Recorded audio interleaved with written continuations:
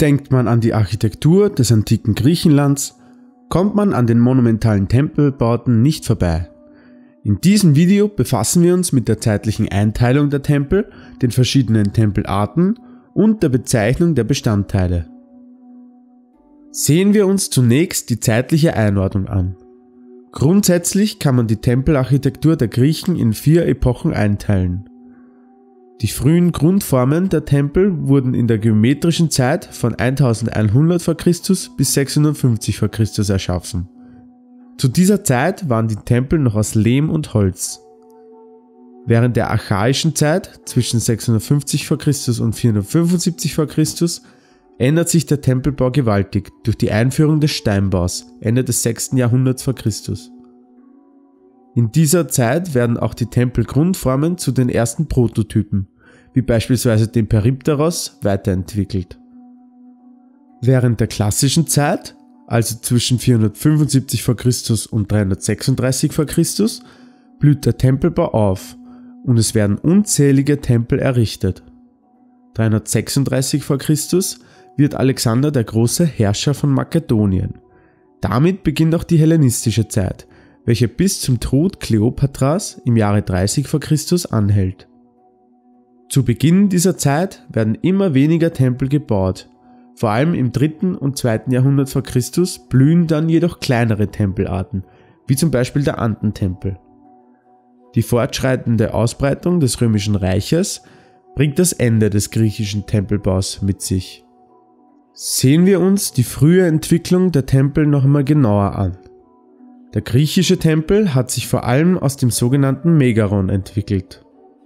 Diese Gebäudeform gab es bereits bei den Minoern und Mykenern, also schon vor dem 11. Jahrhundert v. Chr. Das bekannteste Beispiel für einen Vorgänger des Tempelbaus ist das Megaron A, ein haarnadelförmiger Bau, welcher im 11. Jahrhundert v. Chr. in Thermos errichtet wurde. Direkt daneben erschuf man im 8. Jahrhundert v. Chr. einen Bau, der heute als Tempel B bekannt ist. Im Gegensatz zum Megaron A ist der Tempel B bereits mit einer Ringhalle ausgestattet, welcher jedoch auch noch haarnadelförmig ist. Dieser Tempel B wird ca. 625 v. Chr.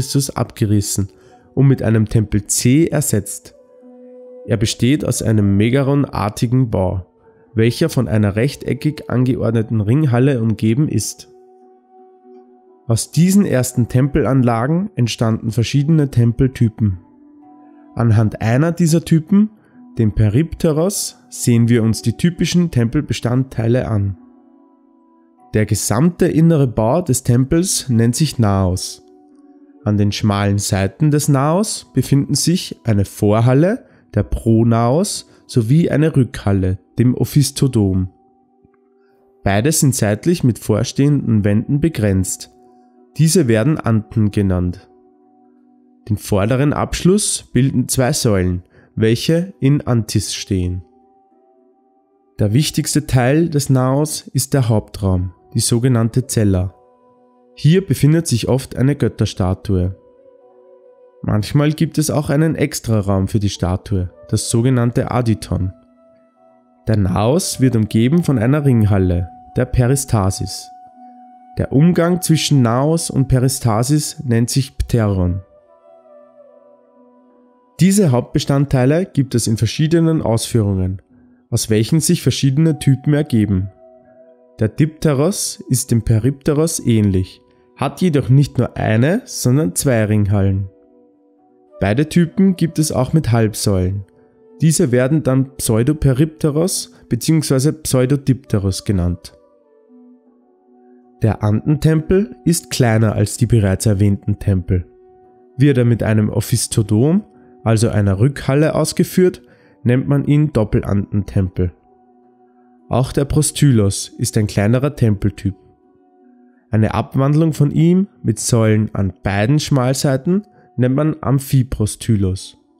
Ein weiterer Tempeltyp ist der Tholos. Falls ihr mehr über den griechischen Tempelbau erfahren wollt, gebt dem Video einen Daumen nach oben und schreibt eure Fragen in die Kommentare. Gerne könnt ihr diesen Kanal auch kostenfrei abonnieren und die Glocke aktivieren, sodass ihr nichts mehr verpasst.